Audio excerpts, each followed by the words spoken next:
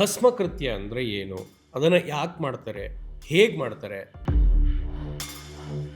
ಅವನ ಮೇಲೆ ಈ ಭಸ್ಮಕ್ರಿಯೆ ಆದಾಗ ಒಂದು ಚರ್ಮ ವ್ಯಾಧಿಯಿಂದ ಅನುಭವಿಸ್ತಾನೆ, ಅಥವಾ ಶತ್ರುವ ಮೇಲೆ ಮಾಡಿದಂಥ ಗೊಂಬೆಯ ಮೇಲೆ,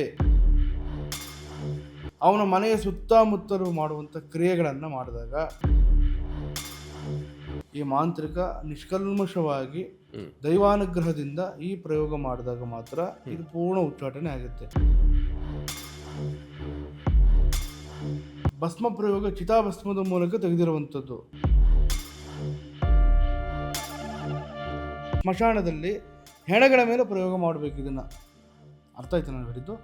ಇದನ್ನು ಹೆಣದ ಒಂದು ಭಸ್ಮದಿಂದ ಮಾಡಿರುವಂಥ ಪ್ರಯೋಗವನ್ನು ಮನುಷ್ಯನ ಆ ಪ್ರಯೋಗವನ್ನು ತೆಗೆದು ನೆಕ್ಸ್ಟ್ ಆ ಹೆಣಕ್ಕೆ ಆವಾಹನೆ ಕೊಟ್ಟು ಅವರಿಗೆ ಜೀವಕಳೆಯನ್ನು ಕೊಟ್ಟು ಅದನ್ನು ಭಸ್ಮ ಮಾಡಿದಾಗ, ಅಂದರೆ ಮುಳ್ಳಿಂದ ತೆಗಿಬೇಕು. ಇದನ್ನು ಅರ್ಥ ಆಯ್ತಲ್ಲ?